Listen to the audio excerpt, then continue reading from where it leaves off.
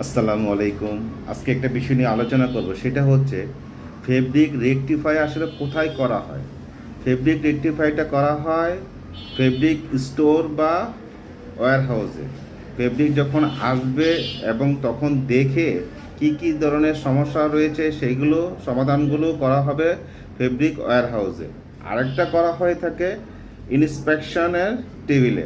একটি ফেব্রিক যখন ইন্সপেকশন করে আমাদেরকে ফেব্রিক কাটতে হয়, তাই ইন্সপেকশন টেবিলে দেখা যাবে যে ফেব্রিকে কি সমস্যা রয়েছে এবং সেই সমস্যাগুলো সমাধান করে আমাদেরকে ফেব্রিকে কাটিং করতে হবে।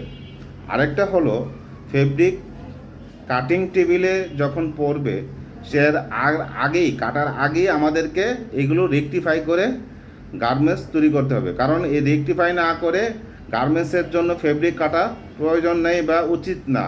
কারণ বায়ারের এই সমস্যাগুলো দেখলে বায়ার দেখা যাবে অনেক সময় এইগুলো শিপমেন্ট নিতে আগ্রহ প্রকাশ করবে না। তাই আমাদেরকে গার্মেন্টস কাটার আগে এইসব ফেব্রিক রেকটিফাইগুলো করে আমাদেরকে গার্মেন্টসের জন্য তৈরি করতে হবে। ধন্যবাদ সবাই।